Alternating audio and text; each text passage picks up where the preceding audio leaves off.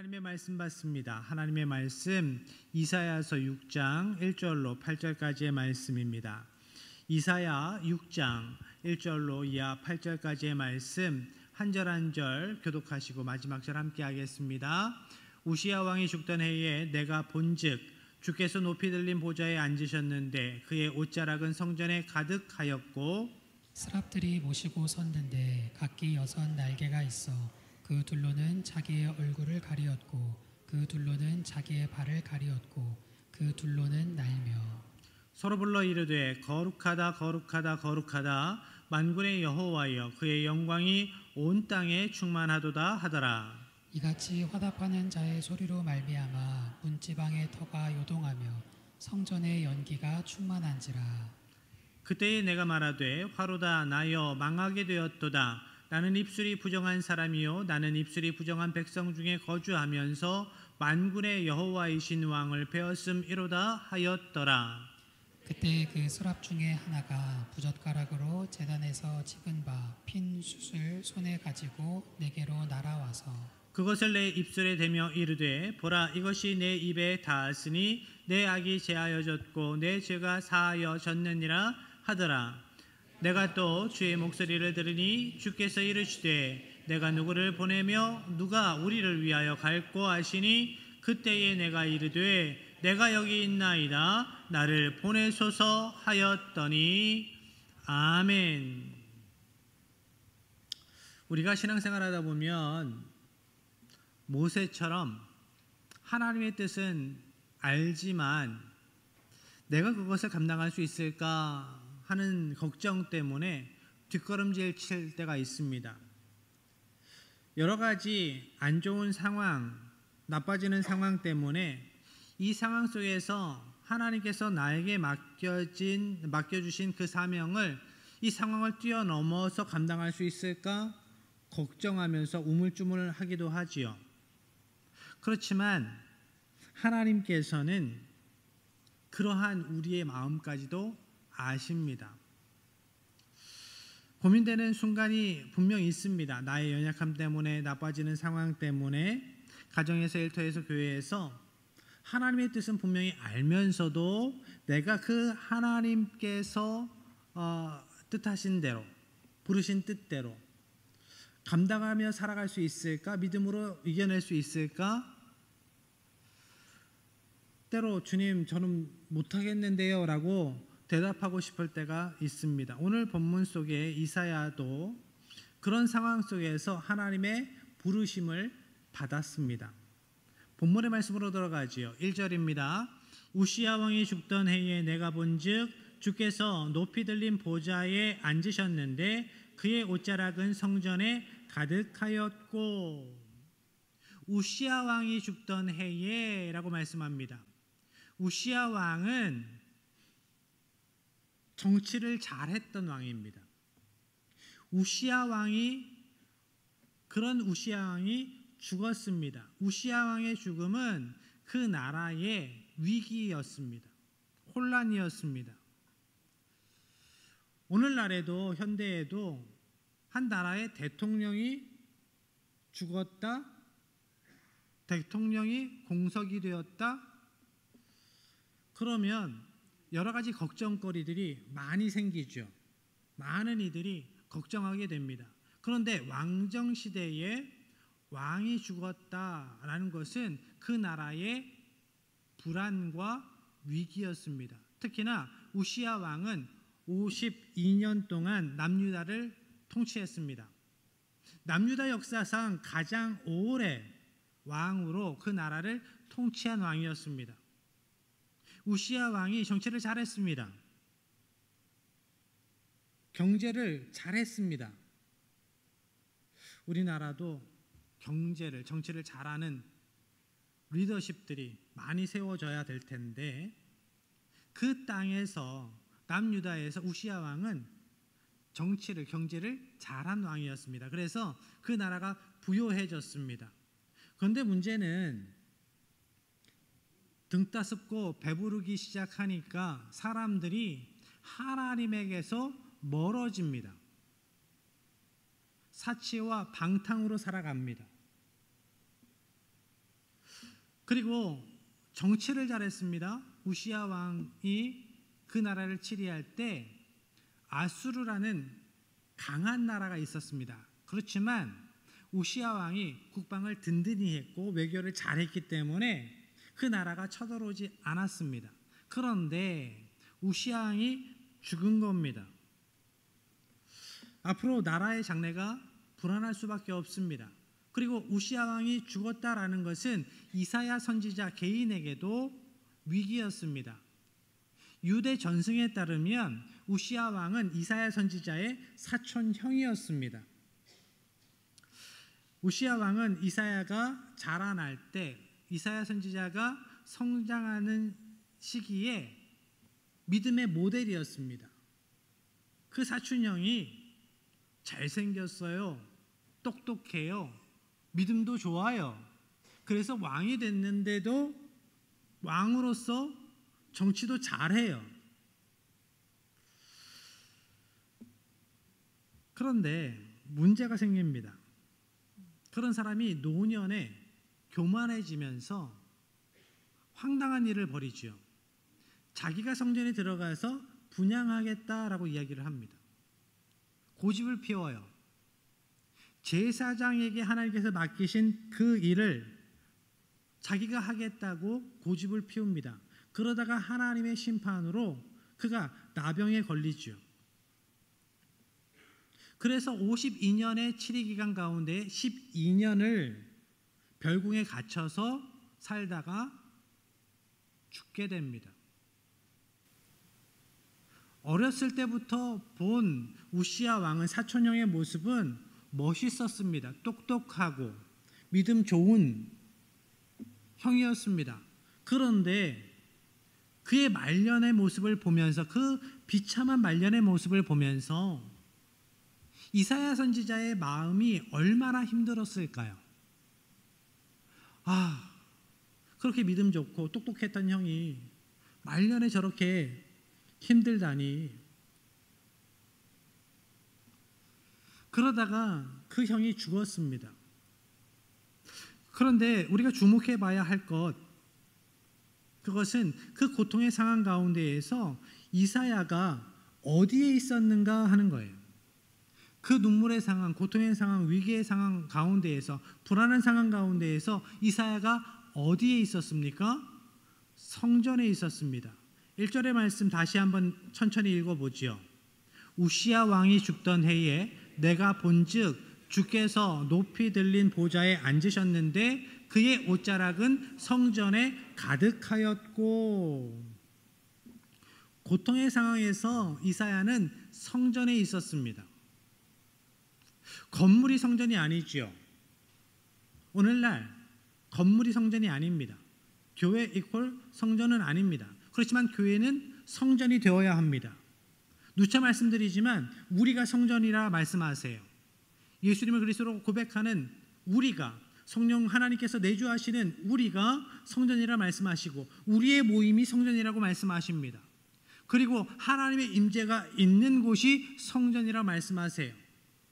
하나님 우리와 함께 하십니다. 이곳에 함께 하십니다. 하나님의 임재가 있기 때문에 이곳은 성전 되었습니다. 성전입니다. 그런데 우리가 진정한 믿음을 가지지 않고 형식적으로 예배할 때 이곳은 성전일 수 없어요. 하나님 앞에 서는 것, 하나님의 임재 앞에 서는 것이 중요합니다. 이사야 선지자가 하나님의 임재 앞에 섰습니다. 하나님의 임재를 경험합니다. 땅의 왕이 사라졌을 때 진정한 왕이신 하나님, 만군의 주 아도나이 하나님께서 이 땅을 치리하고 계신다, 통치하고 계신다라는 것을 보여주시면서 이사야 선지자를 위로하시는 거예요. 여러분의 삶 가운데에 이러한 은혜가 있어지기를 축복합니다. 고통과 눈물과 혼란 가운데에서도 권력자들이 나의 삶의 지경을 흔드는 것 같은 어려운 일들을 만날지라도 진정한 통치자가 하나님이심을 생생히 보여주시는 은혜, 하나님의 임재 체험이 여러분이 살아가는 모든 처소에서 있어지기를 축복합니다. 이를 위해서는 우리가 하나님을 왕으로, 아도나이 하나님으로 인정하며 살아가야 해요. 모든 곳에서. 고대 근동에서 왕의 옷자락과 보좌는 권세, 주권을 상징했습니다. 그래서 하나님께서 성전에 나타나셨을 때 그 하나님의 옷자락이 그곳을 가득 덮고 하나님께서 그 높은 보좌에 앉아 계신다라는 것은 하나님께서 이 나라, 이 민족을, 이 땅을 통치하고 계신다라는 것을 보여주시는 것이었어요. 이사야에게 이렇게 말씀하시는 거지요.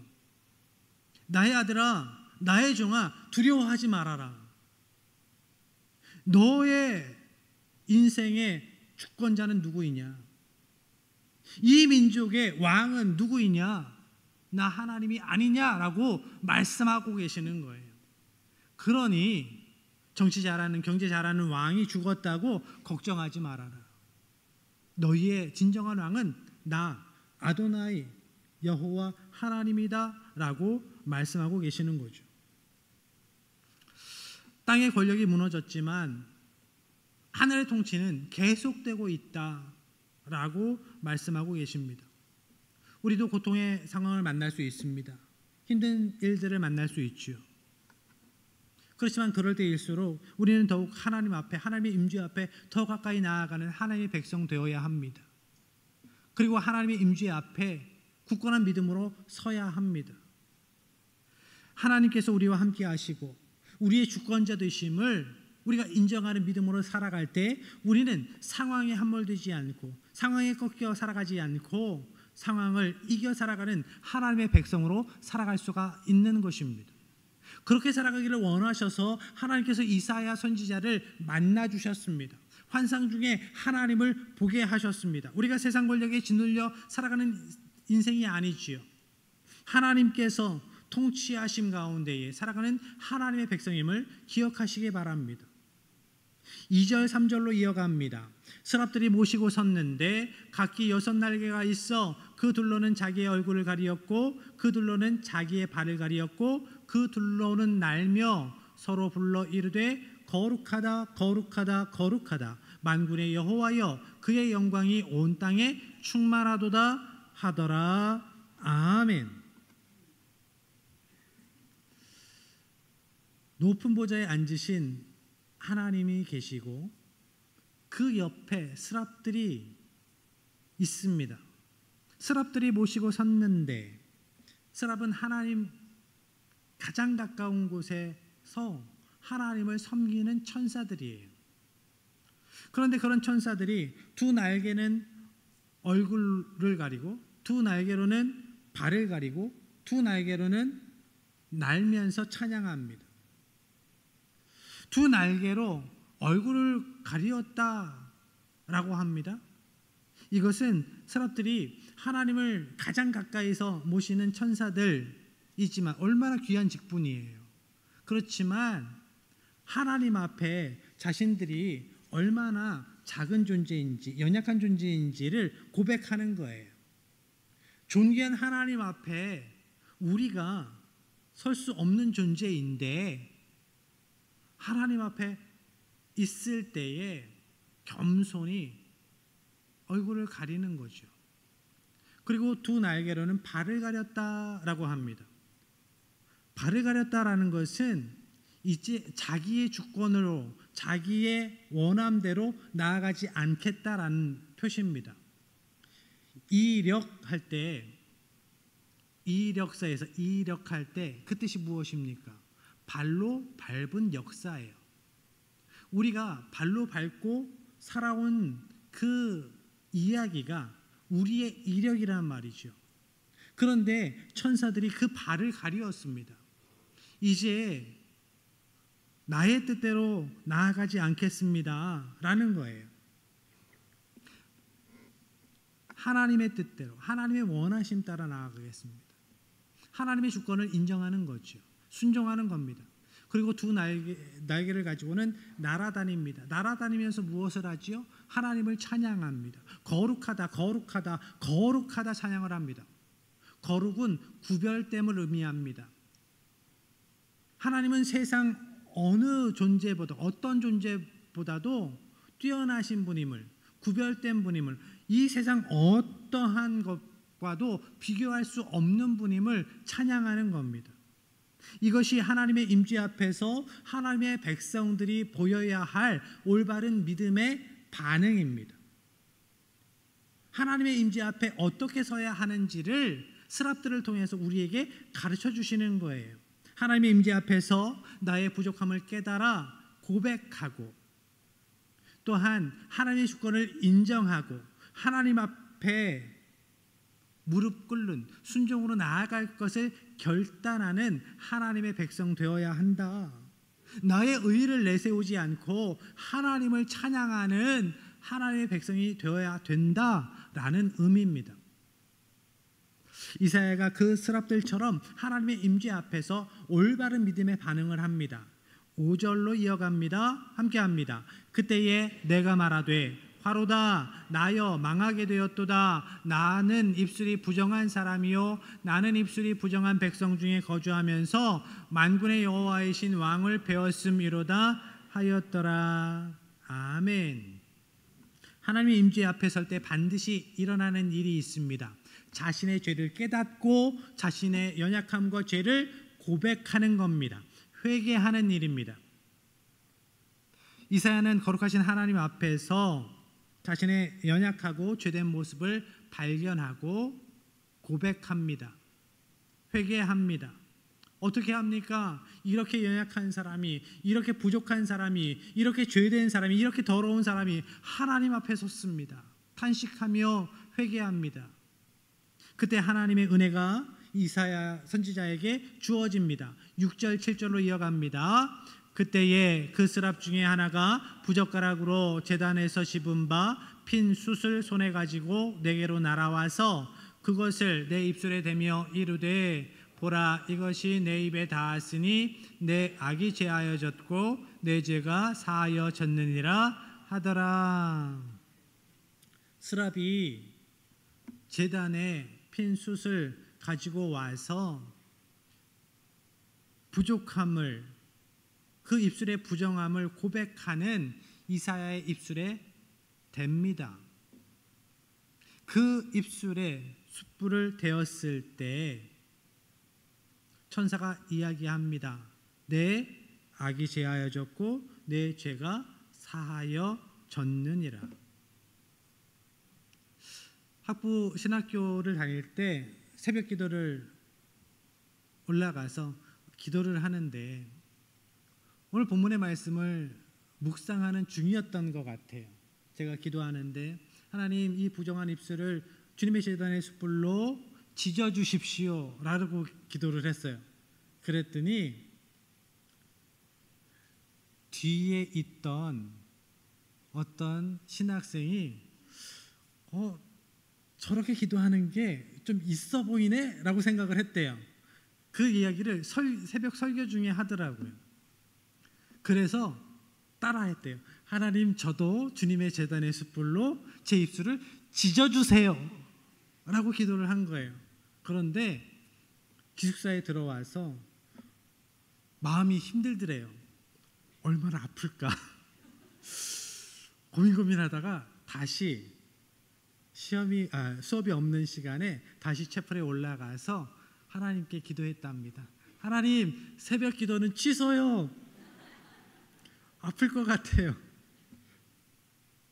상징이지요. 상징. 그렇죠? 상징입니다. 고대 제사법에서 불은 정결케 함을 상징합니다. 속죄를 상징해요. 하나님은 자신의 불로 이사야를 정결케 하셨습니다. 우리가 우리의 죄를 하나님께 고백할 때 하나님의 반응이 무엇일까? 정죄가 아닙니다. 우리가 하나님께 우리의 죄를 고백할 때 하나님의 반응은 정죄가 아니라 정결입니다. 우리를 정결케 하십니다. 우리의 죄를 말씀으로 조명하여 주셔서 우리가 얼마나 죄된 존재인지를, 우리의 죄가 얼마나 짙은지를 보여주시는 목적, 이유가 어디에 있는가? 우리를 정죄하기 위해서, 우리의 마음 힘들게 하기 위해서가 아니라는 거죠. 우리를 정결케 하시기 위해서 그 죄를, 그 연약함을 말씀으로 조명하여 주시는 거예요. 우리도 하나님의 임재 앞에서 올바른 믿음의 반응으로 살아가야 합니다.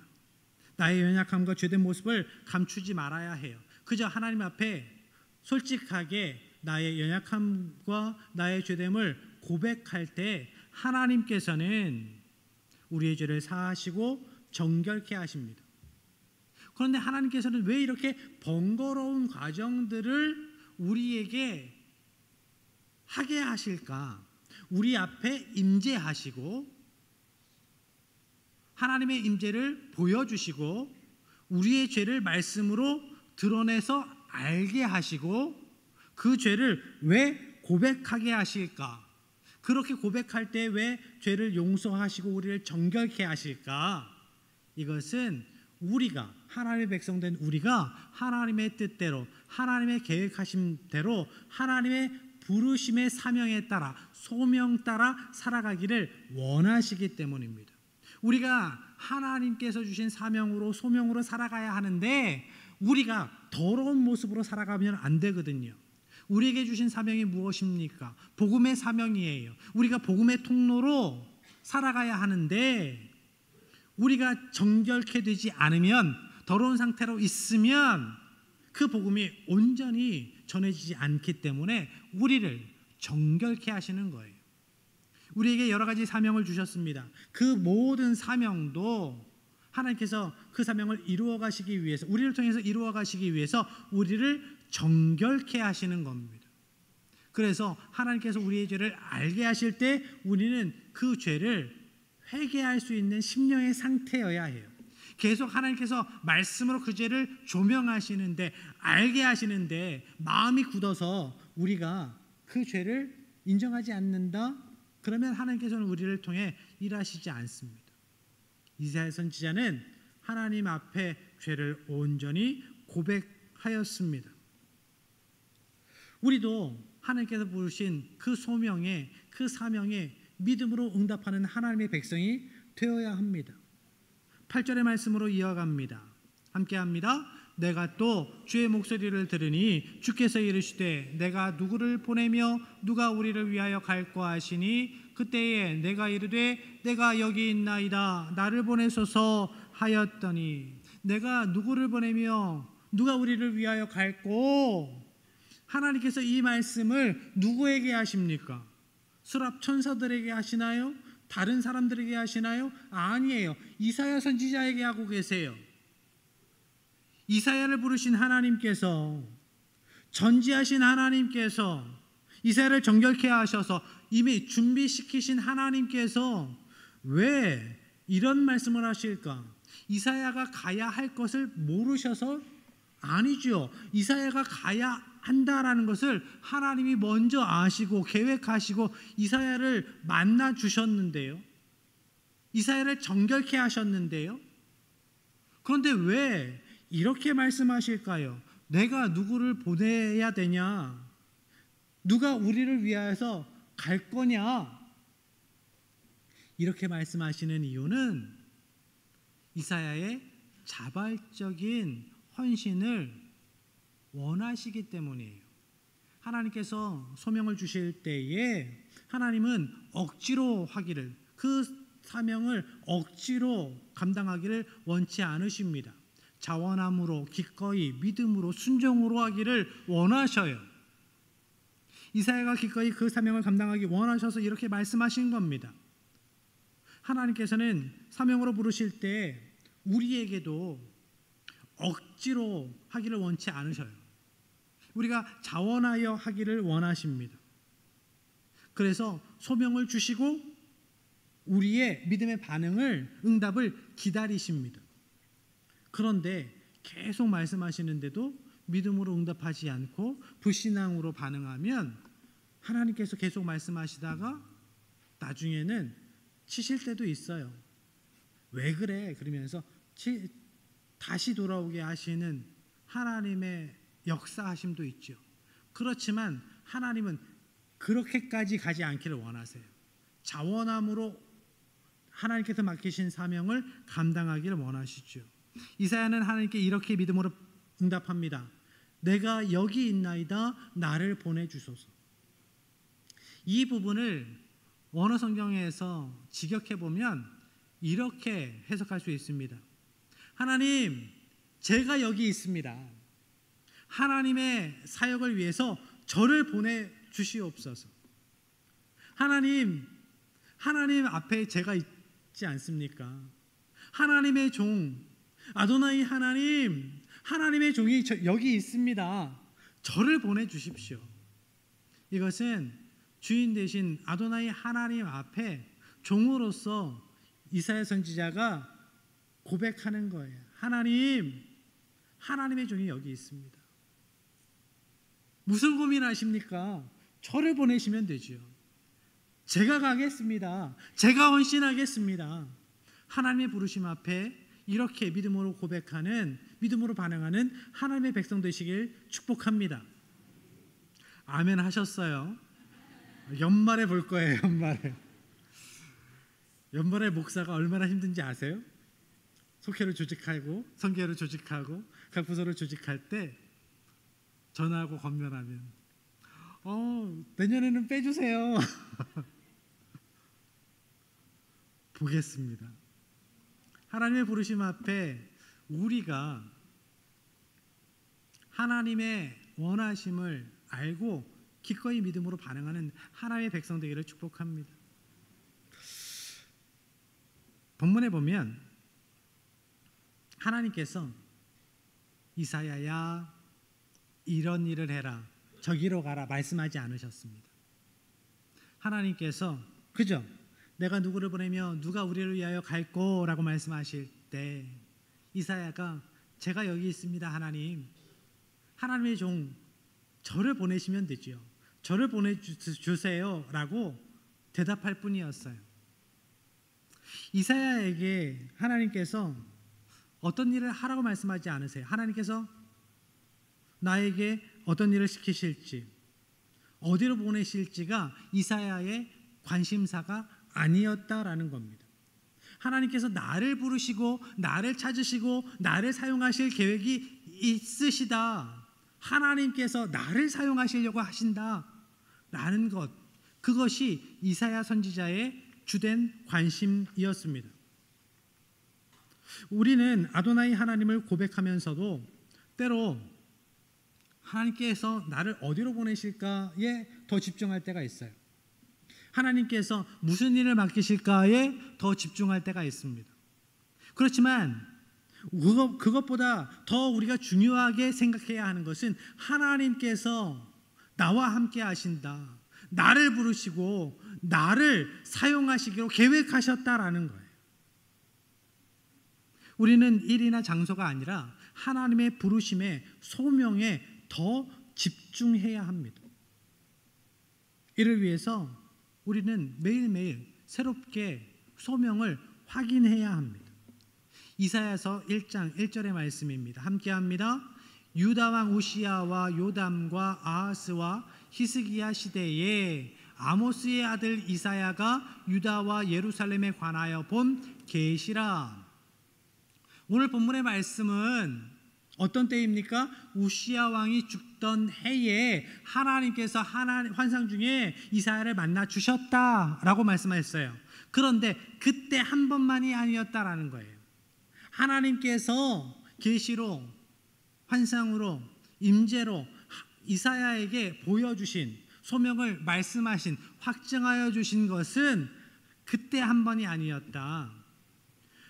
유다 왕 우시야와 요담과 아하스와 히스기야 시대에 우시야 왕이 죽기 전부터, 죽은 후에도, 그 이후에 요담과 아하스와 히스기야 시대까지도 하나님께서는 계속 하나님의 뜻을, 이사야를 통해서 이루실 하나님의 계획을 이사야에게 주시는 소명을 계속 확인해 주시고 확인해 주시고 확인해 주셨다.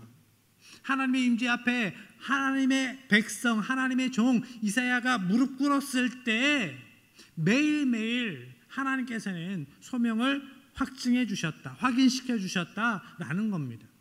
소명은 한 번의 사건으로 끝나는 것이 아닙니다. 매일매일의 삶 가운데, 믿음으로 살아가는 삶 가운데 사역하는 내내 확인받으면서 나아가는 거예요. 신앙은 언제나 현재형이지요, 과거형이 아닙니다. 그렇기 때문에 과거에 한 번 받은 은혜로 그 기억만으로 계속 신앙생활을 할 수 없어요. 과거에 받은 은혜, 받은 은사, 그 은혜 체험이, 신앙의 경험이 오늘 믿음으로 사명으로 살아가는 삶에 힘이 될 수 있습니다. 그렇지만 그것이 힘이 되려면 그것이 과거의 일이 아니라 오늘 새롭게 확인되는 은혜여야 해요. 오늘 새롭게 고백되는 간증이어야 합니다. 여러분이 은혜를 받으셨으면 그것을 그냥 한 번 받고 흘려보내는 것이 아니에요. 은혜를 간직하는 것이죠. 그 은혜를 매일매일 새롭게 고백하는 겁니다. 감사로, 찬양으로. 소명도 마찬가지입니다. 과거에 받은 소명을 가지고 그때의 경험으로 살아가는 것이 아닙니다. 날마다 새롭게, 매일매일 새롭게 확인받는 소명이어야 합니다. 하나님은 오늘도 우리에게 다시 소명을 주시기 위해 말씀하세요. 누가 우리를 위해 갈고. 그 하나님의 음성 앞에 온전한 믿음으로 서시길 바랍니다. 하나님께서 기뻐하시는 믿음으로 반응하시길 바랍니다. 하나님의 종인 제가 하나님 앞에 있지 않습니까? 하나님, 저를 보내주십시오.